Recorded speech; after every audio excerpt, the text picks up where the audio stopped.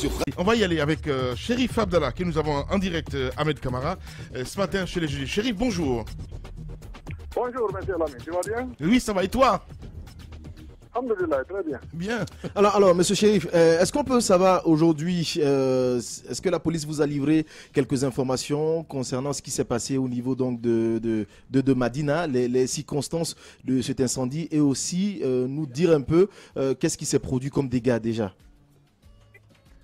Le dégât est énorme. La police nous a pas d'abord informé de façon officielle par rapport à ça, mais c'est le porte-parole de la police même qui m'a informé qu'il y a eu l'incendie.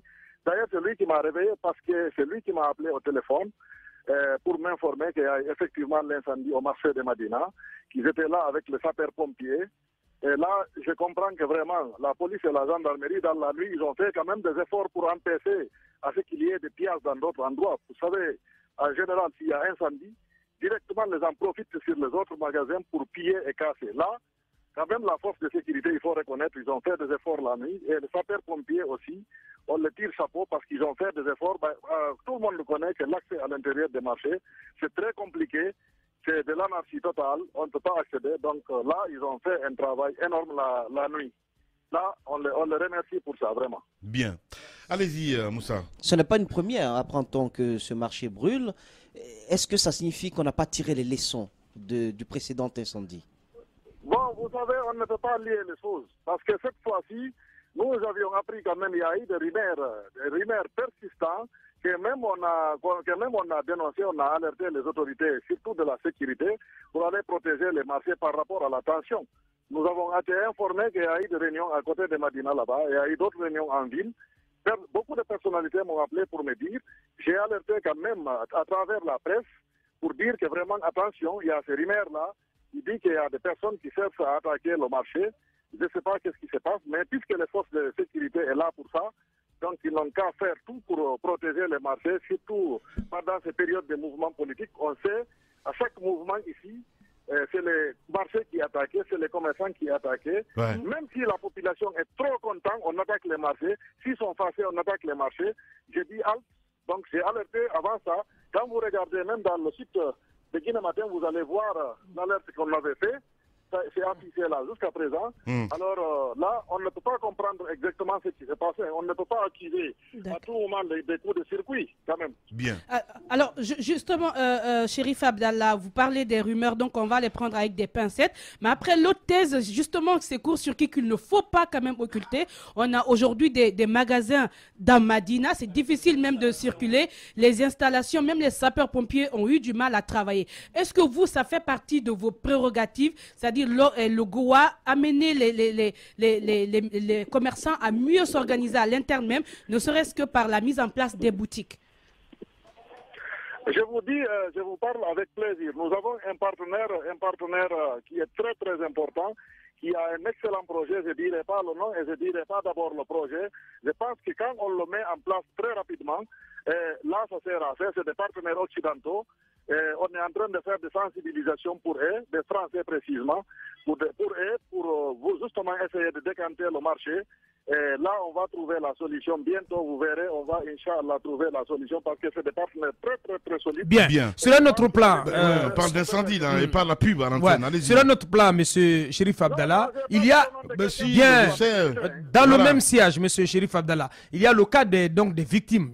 Ils sont nombreux, ces commerçants qui ont tout perdu, mais aussi des étalagistes, ces pauvres étalagistes qui ont vu leur installation de fortune partir en fumée. Et vous travaillez sur un projet d'assurance en faveur donc des commerçants.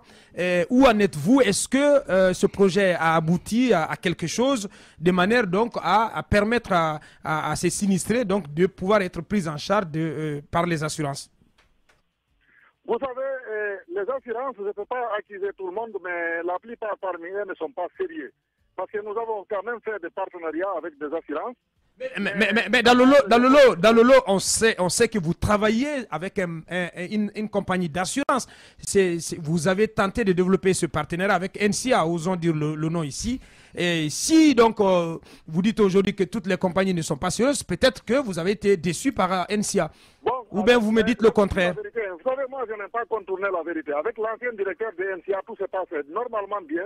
Mais depuis l'arrivée des nouveaux directeurs, on ne comprend absolument rien. Qu'est-ce que vous ne comprenez pas? Et là, je cherche à rencontrer le PDG de NCA au niveau de la Côte d'Ivoire, où nous-mêmes, on va créer une compagnie d'assurance au lieu de chercher toujours des étrangers qui travaillent avec nous, avec les compagnies d'assurance, alors que les opérateurs guinéens, nous s'assoyons ici, nous croisons les bras, les gens viennent prendre tout devant nos yeux et se foutent de nous des fois. Mais non, mais il y a des non-dits. NCA, de toutes les façons, n'est pas la seule compagnie d'assurance en Guinée.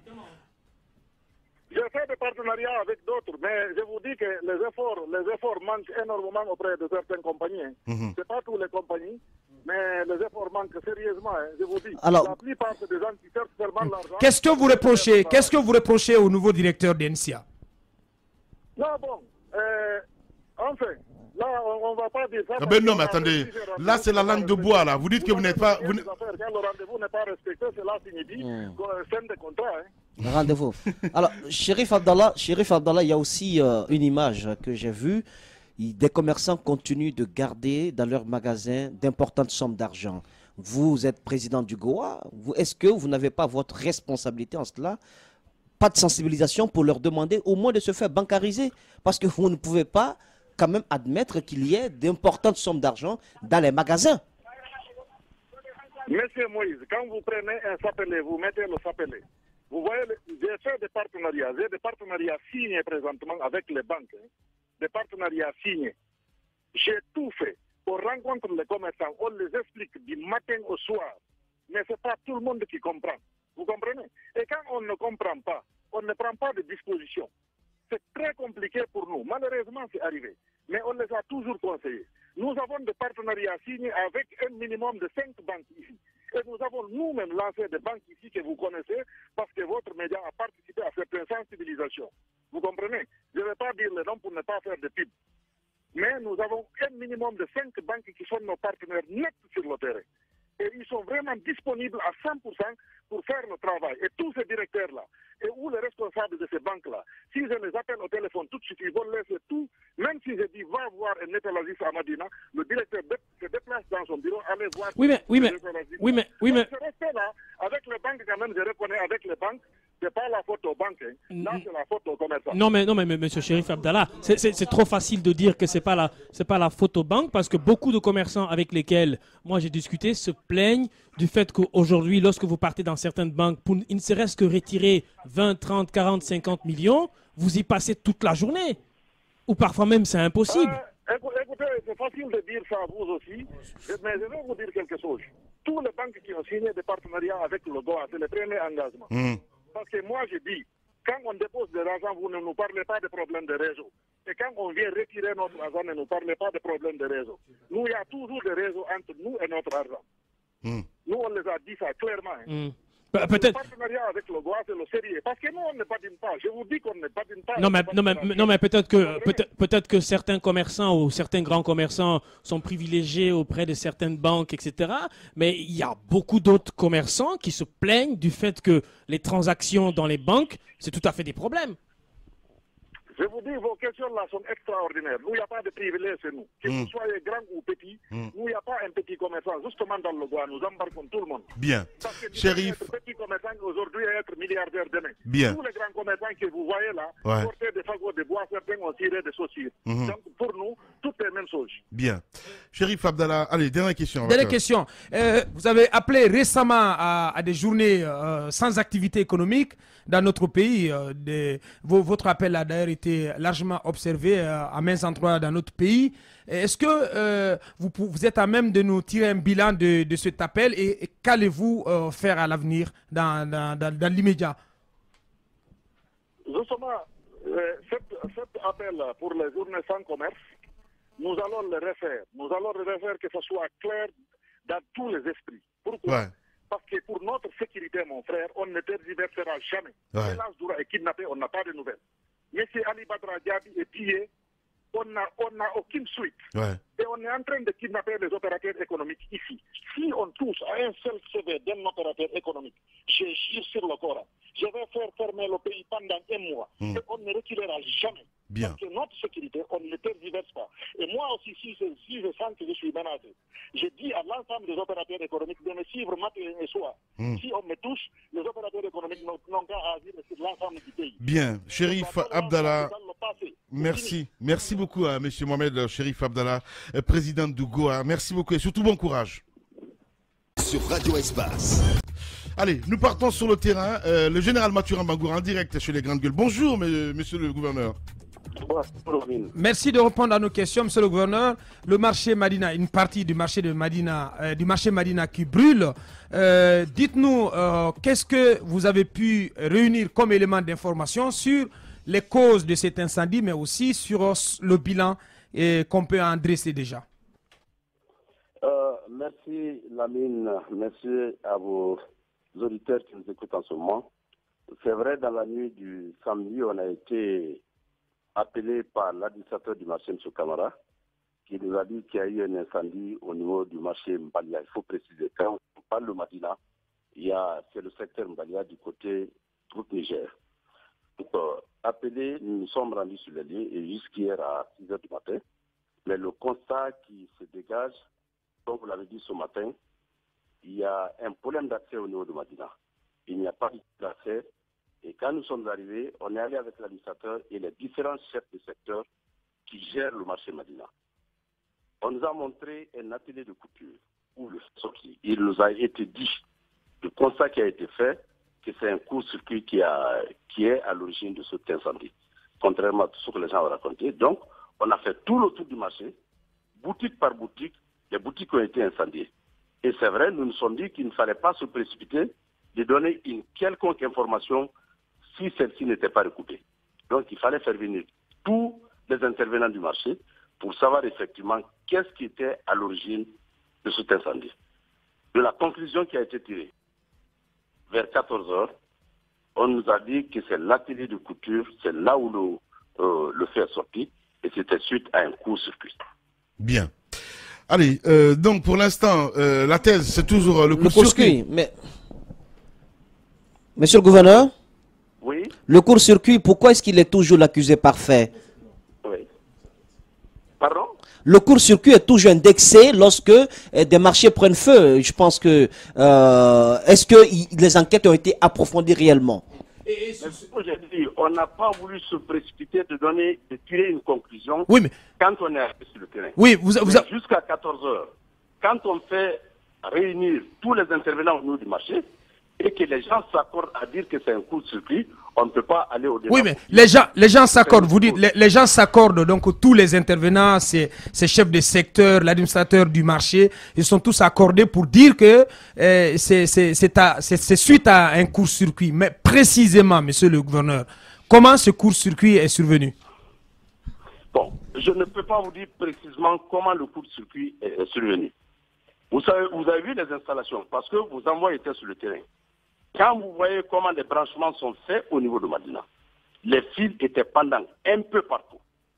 D'un atelier à un autre, d'une boutique à une autre. Donc, ça devient compliqué pour dire exactement comment le faire survenu. Mais si les gens font des branchements, par exemple, et qu'ils ferment les boutiques, qu'ils ferment les ateliers, et rentrent à la maison, vous le savez, ce n'est pas seulement au niveau du marché, mais même au niveau de la famille. Quand vous faites des branchements, vous laissez des branchements, et allez, malheureusement la ligne se dégrade, hein, voilà. Allez-y, Mafoudi a peut-être une réflexion, je sais pas, une question. Je voulais oui, justement... allez-y, posez la question. Alors, monsieur le gouverneur, ce que je voulais vous demander, comme c'est ça, on sait que malheureusement de tels drames relancent le débat sur l'organisation même du marché. Dites-nous, qu'est-ce qui est fait? Parce qu'aujourd'hui, le marché de Madina, vous avez fait le constat, c'est difficile d'y accéder. Est-ce qu'il y a des mesures qui sont prises? Est-ce qu'il y a un plan aujourd'hui que vous nous proposez pour, comme le proposait Ahmed, nous trouver un autre marché autre que Madina ou Madina? Moi, en tant que gouverneur de la ville de Conakry, ce marché relève du gouverneur de la ville de Conakry. À chaud, je ne peux pas vous proposer un plan. Parce que vous savez, en Guinée, madame, et surtout à Conakry, tout est politisé. Quand nous avons pris fonction à la tête du gouvernorat, nous avons visité ce marché. Je suis allé jusqu'au niveau de la mosquée. boutique par boutique. Ça nous a pris 3 jours. Avec les administrateurs du marché, avec les chefs de secteur et avec l'imam de la mosquée de Madina, qui est venu le voir pour dire qu'il est difficile de faire prier les gens à la mosquée de Madina. On s'est entendu, j'ai communiqué tout le temps après les 3 jours de réunion. On est allé sur le terrain. J'ai commencé à faire des ouvertures. Mais quand vous touchez la boutique de Paul, Pierre va dire oui, c'est parce que je viens de tel bord qu'on est en train de dégager ma boutique. Nous avons tenté pendant une semaine. Peut-être les commerçants qui y sont nous écoutent en ce moment. J'ai tenté pendant plus d'une semaine avec le chef de quartier, avec l'imam, les chefs de secteur et l'administrateur du marché. Mon frère, ça n'a pas marché.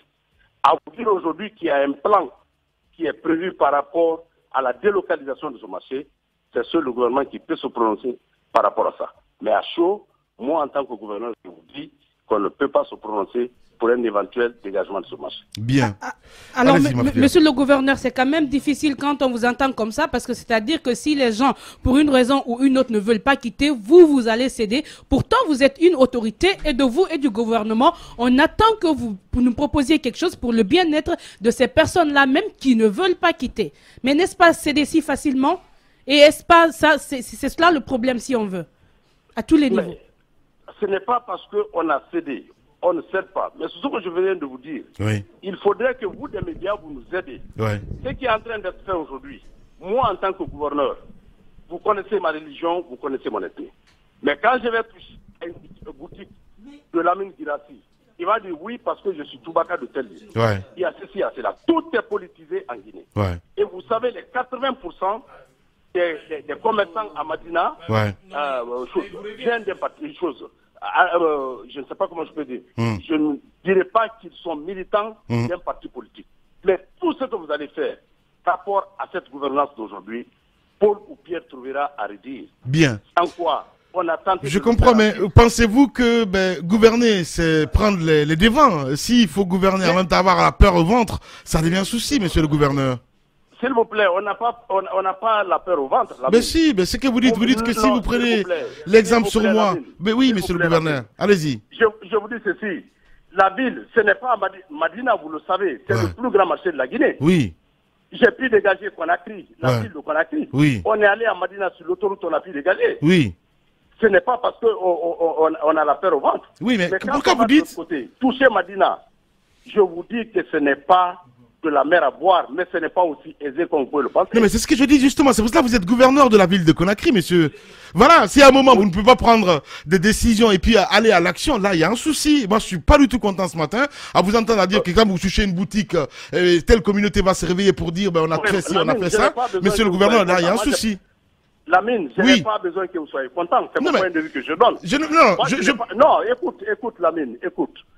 Que vous soyez content ou pas content, nous faisons en fonction des prérogatives qui nous sont assignées. Mais c'est ce que je dis, monsieur le gouverneur. Oui, mais de l'autre côté, frère, il n'y a pas de règle qui ne soit pas d'exception. Oui. On a dégagé. Oui, mais là, ça patauge, là. Honnêtement, ça glisse. Ça glisse, monsieur le gouverneur. Votre message, c'est pas convaincant. Je suis vraiment désolé. Peut-être. Mais vous attendez quand même, quoi. Un autre pan du problème, ou de la problématique donc d'ensemble concernant Madina, ce sont ces branchements électriques sauvages. Le chef de l'État lui-même, de passage hier, l'a constaté, l'a dénoncé. Est-ce que depuis que vous êtes gouverneur, est-ce que vous avez pensé à ce pan de la problématique? Est-ce que vous avez eu ne serait-ce qu'une fois à travailler avec EDG d'ailleurs, qui va se déployer sur le terrain ce matin pour constater ce qui s'est passé, pour comprendre. Est-ce que vous avez essayé de travailler avec EDG sur la question pour faire en sorte que il y ait quand même que cette situation s'améliore, qu'il y ait moins de branchements clandestins et sauvages à Madina? Aboubakar, nous avons un administrateur au niveau du marché de Madina. Les chefs de secteur travaillent avec les administrateurs des marchés. S'il y a quelconque problème de branchement, c'est l'administrateur et les chefs de secteur qui doivent travailler avec EDG. Parce que c'est EDG qui donne le courant.